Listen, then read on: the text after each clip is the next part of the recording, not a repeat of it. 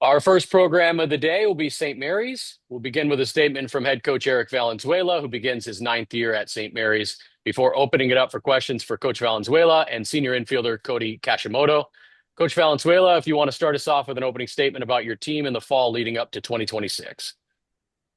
So we are the first ones, huh? It's You're the great. first ones. I love it. All right. Hey, thanks guys for being here. And thanks for having this. This is I mean, I used to love going down to Stanford and doing this, but obviously, this close to the season, it's tough to get there. So I appreciate you guys still doing this, and it's good to see some familiar faces on here. I'll start with just Cody Kashimoto and what we have. I'll talk about our club, but I'll talk about Cody first. But um, Cody is like our anchor to our club. He's been here for 4 years and has really he's our gel. And an incredible season last year, not only defensively but offensively, being a switch hitter and just being a thorn in everybody's thorn in their backs. Led the country in sack bunts, and is just a leader on and off the field. So I'm happy to have him here with us today. Just a little bit about our club. We start the 26th season. We got 20 new players. We got 19 returners. Our roster breakdown includes one grad student, four seniors, six juniors, 12 sophomores, and 16 freshmen or redshirt freshmen. Our five seniors: John Damazonio, Cody Kashimoto, Jared Medham, and Donovan Chris. And then we have a grad transfer in his first year from Pomona Pitzer, Jake Hilton, who's a left-handed pitcher. We have 28 home games, 27 road games. We open up at home against Creighton, who was a regional final team last year, I believe, in Arkansas in the Fayetteville Regional, won 43 games. So that's a really good, I think, in my opinion, that's one of the best opening weekend series in the country. And they come to Moraga. We were there last year, so we're excited about that. And Coach Kingston's first series as head coach with Creighton. We got Cal home and home, UC Santa Barbara home and home, Stanford on the road. And then we're playing in a really cool, the weekend before conference, we'll be at Grand Canyon in a three-team deal, playing four games, two against Grand Canyon and two against Rice. So that is really exciting before we open up at home against Pepperdine for conference play. There's a lot of good things going on, obviously, coming off of a great season and getting to a regional and having our first postseason win against Oregon State last year.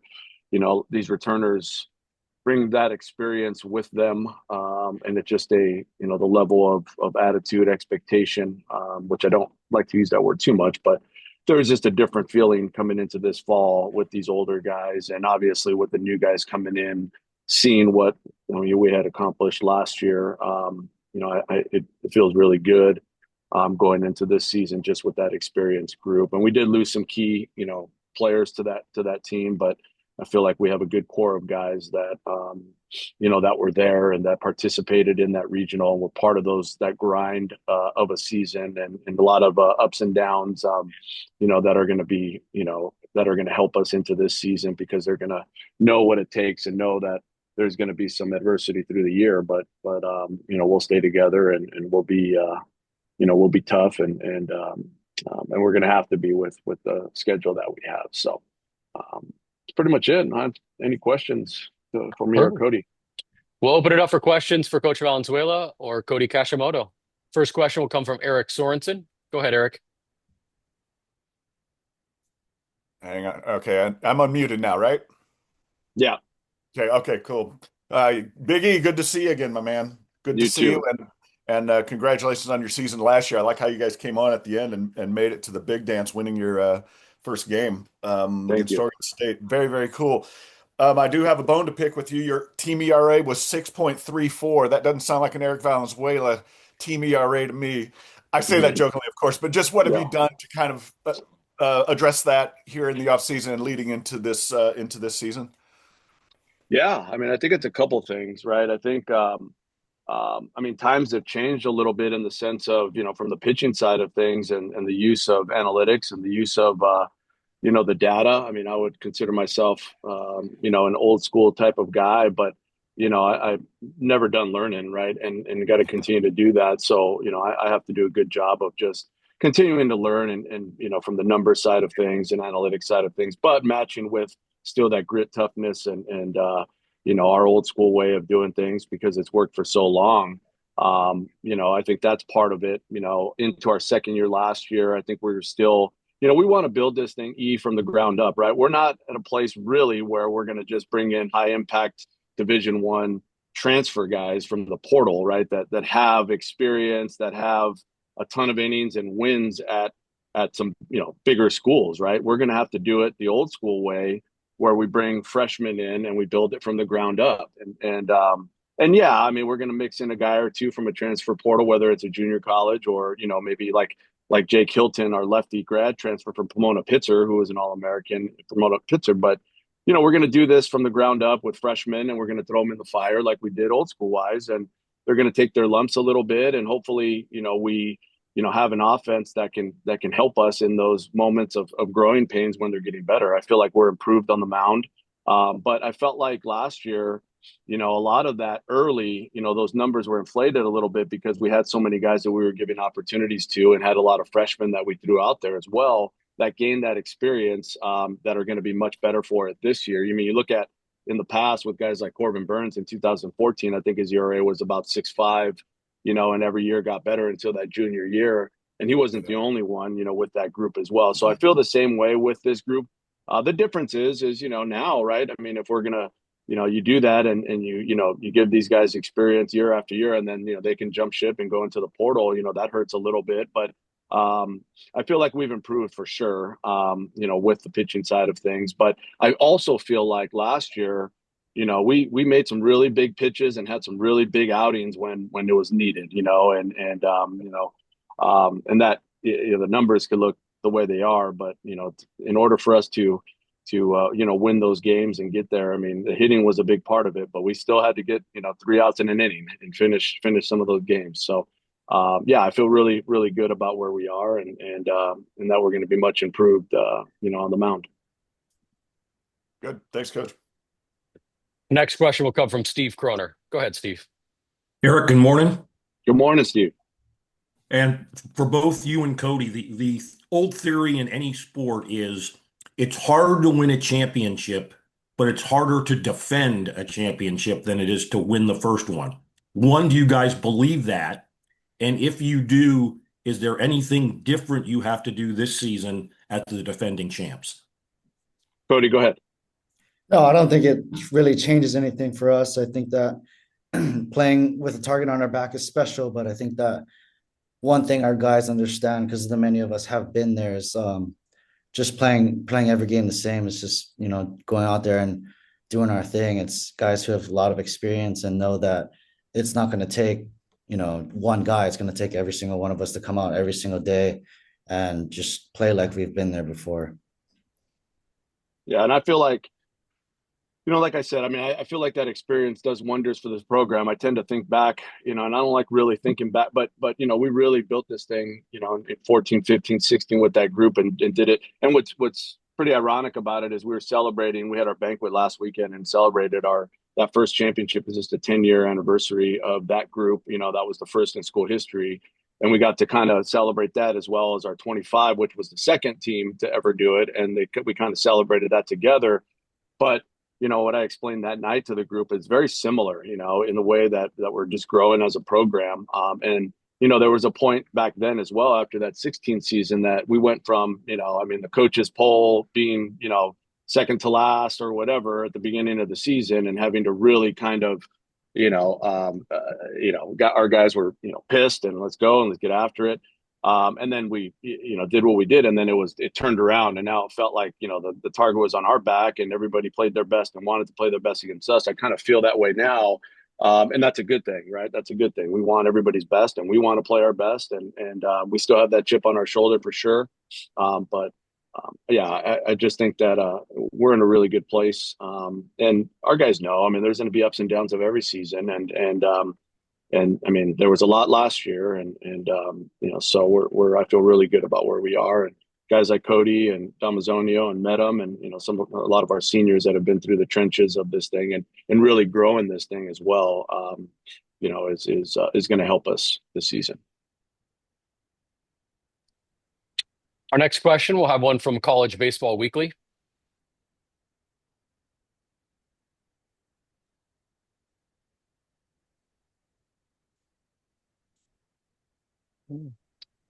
Not seeing the question. We'll skip them for now. Shotgun Spratling, go ahead. Oh.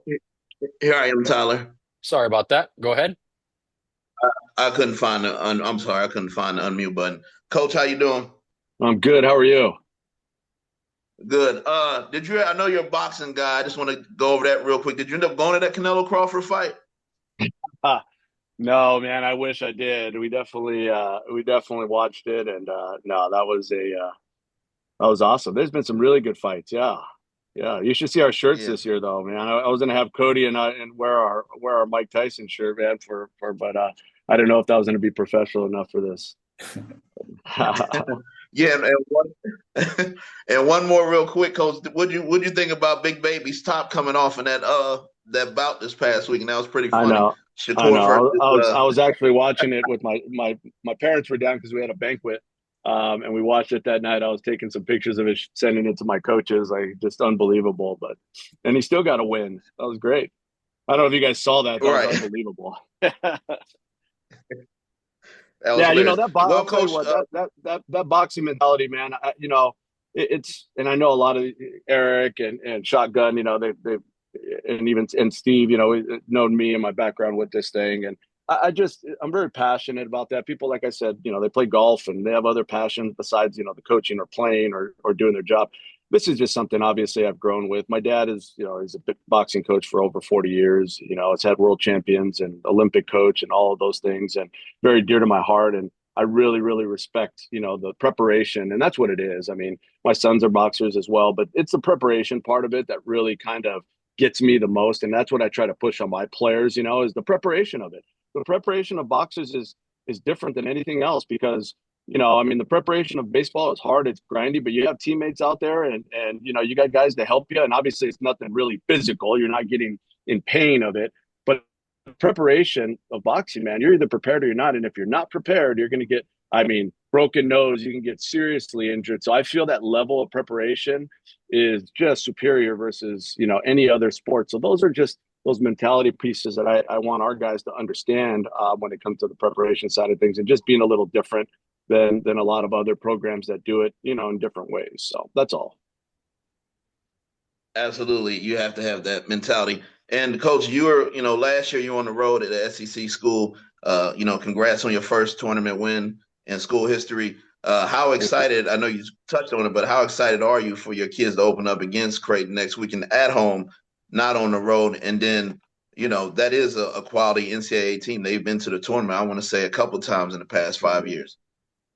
Yeah, and we're going to be familiar as well. We went there and played them, in that beautiful, stadium, and they were good. They were really good, and we played right with them. We had them. I think there were two extra inning games, and we had one win, and I felt like we should have won the series there. But they're going to be good, and they're going to be very well coached. Coach Kingston does a great job. I know Billy Moll's there as well. So you got head coaches that are, there that are going to have their guys prepared. But we'll be prepared as well, and it's going to be good baseball opening weekend. So we're opening up. We have a lot of exciting things happening with the addition of lights now. We got a lot of things going on that are great. So we're excited to get going. All right, and then one question for Cody, real quick.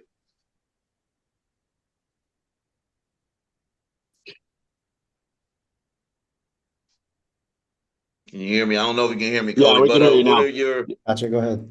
Okay. What are your goals going into your senior year, Cody? You had a great year. You guys had a great year last year. What are you pumped about this year? I think it's the opportunity to go out and get another championship again. I think that as a senior, I just want to go out there, have fun, and just have this last season with my teammates and win as many games as possible. All right. Our next question will come from Shotgun Spratling. WB, Cody, how you guys doing? What's up, Shotgun?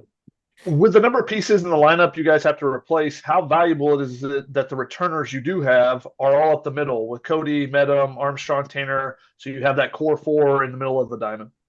It's huge, man. It is absolutely huge. Not only that, Castellanos in right field, which was I mean, he had a great year last year. And I feel that's it, right? That core up the middle, and then you also have Brett Williams. That was a big piece of that as well. I mean, you got two outstanding catchers that have experience. That's big. And then, guys that went through that experience off the bench a little bit, defensively a little bit. Brady Pettit is a big deal for us. Makoa Sniffen is another one as well. I feel really good about the core of these guys and that experience, and then being able to mix in around them some guys that maybe have less experience, but that were right there in the trenches, as well. So yeah, we also have a kid, Nick Allred, who's going to be a big key for us, who led San Francisco State in hitting last year, 391 last year for San Francisco State, who lost their program. And he's been really good, coming up to the start of this season as well. So, yeah, I mean, it's never easy, to replace, Madrigal and Ryan Pierce, and Torek, obviously. Those are big pieces, but I feel like, with our seniors back and you're right, up the middle back, with that experience that we had, I feel it's we're in a really good place. We'll head back to Eric Sorensen for our next question.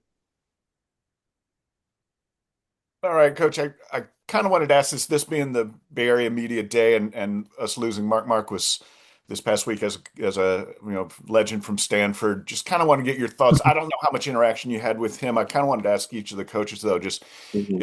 if there was anything about him that kind of showed with the way led you to the way you coach things, or just do you have a story about Coach Marquis that you'd like to share?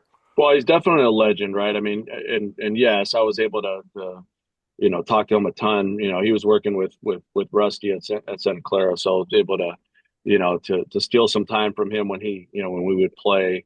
I think the biggest thing, and he was a huge mentor to Dave Esker, who, Coach Esker was my college coach at Pepperdine as an assistant, so I have a really good relationship with Coach Esker as well.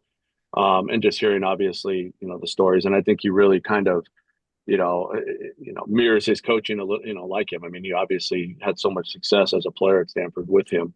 But I think the biggest thing for me is, it's number one, it's not easy to coach. Number two, it makes it even more difficult at the type of place that you're at. And for him to be successful and so successful and do what he did at a place that not only, from a baseball side of things, but the academic, that the rigorous of what those players have to go through at Stanford, and to be able to maintain that, the cost, all of that stuff, people just sometimes overlook, and so, it's we always say, the St. Mary's, right? It's like Stanford's like on steroids, right? And we're that smaller piece as far as but we have similar kind of traits, and so, I'm trying to, yeah, I'd love to be and kind of mirror what we're doing based off of what he did for so long with, similar type of schools. We're a private school, and they're very good academically, and finding ways to be successful, and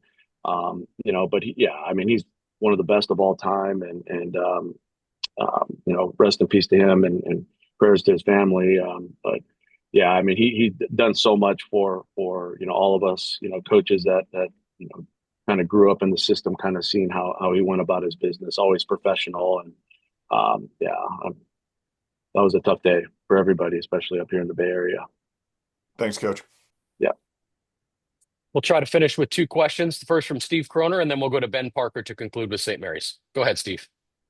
Yeah, Eric and Cody, if you want to chime in on this, please do. Eric, you sort of referenced this in a question or two ago, but I'll ask it more explicitly. Who are maybe two or three guys whom St. Mary's fans really aren't familiar with right now? Either guys who didn't play a lot, who are returning, or some of your additions, who you think by mid-April they'll know who those two or three guys are. Yeah, I think, I mean, and I'm not going to mention any of these older guys that have been back. I'll mention a couple new guys. I mean, our guys, our fans are pretty familiar with these guys. I would say number one is probably Cam Stanton. who is our left-handed pitcher, he's definitely gonna be a weekend guy to start the season. Left-hander, Sierra College. He led the state in strikeouts last year. He's been really good from day one all the way to right now. So he's exciting. He's a tough competitor on the mound, left-handed. And so he's earned a weekend spot, with 1 week to go. So he's one. Like I mentioned before, Nick Allred, who will probably start for us in left field. He's been really good. He's physical. He played for Tony Schifano, who in my opinion, is an excellent coach, and Tony's now at Fullerton, but just detail oriented, knows how to bunt, puts the ball in play, good base running, good in the outfield, so he's another one. And then, our people will know Brady Pettit, but he's a returner, but he didn't, play very much last year, but he's going to be a big part of this thing. Hit right in the middle of our lineup.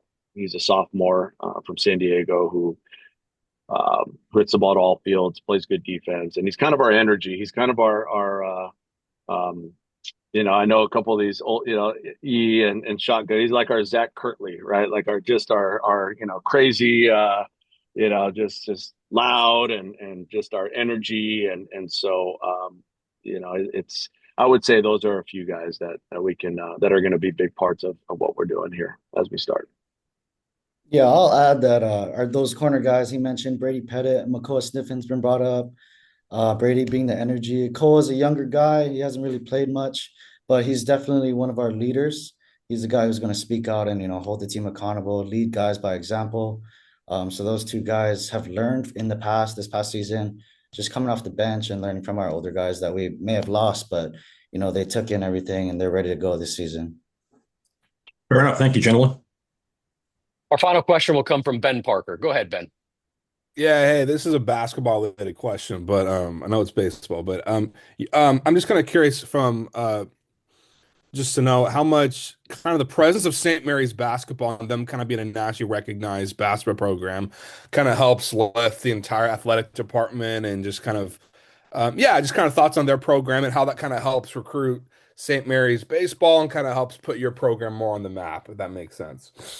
Absolutely. And I think one of the challenges we have here in the recruiting world, is no football, right? I think when, guys want to experience kind of the full package, they think the excitement of football games and tailgating and those type of things, the fact that we have a top 25, year to year, tournament team in basketball and kind of a legend coach with Coach Bennett, it wonders for us, and we go to every game. We watch every single game. We're want them to win every game, get to the tournament. It just helps everybody. But what Mike Matoso and our AD's done, our AD and his staff have done here, not only with the basketball thing, but you're talking about, the softball thing, back to back, WCC championships. A lot of these programs, the soccer's, new volleyball. It just the more winning, the better for everybody. But that basketball thing, what it does too, Ben, is it, we may have, some lack of resources or, whatever it may be, you can make every excuse why, schools and teams do sometimes lack, hey, we don't have this and that. How are we supposed to be successful? Well, we have the blueprint right here, right? What basketball has done. And so there's no excuses, we can make a winner with what we have.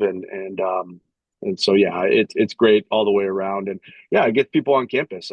Obviously the success that we have as baseball is going to be the biggest key when we recruit baseball kids, but they see, St. Mary's basketball on TV and they see him in the tournament, and that helps us for sure. So I don't know, Cody, you want to add anything more to that? You're in the trenches with those basketball players and classes and stuff too. So. No, it's true. The basketball program itself puts us on the map, but I feel like as a student, just being close with those basketball guys, it may be cooler to some people, but it also just creates that close connection that students who come here can really have with other athletes, not just basketball, but every other sport. All right. Thank you to Coach Valenzuela and Cody for joining us today. Good luck to the Gaels as they open the 2026 season with a 3-game series against Creighton. Thanks, guys. Thanks for having us. Now Cody can go back to class. All right.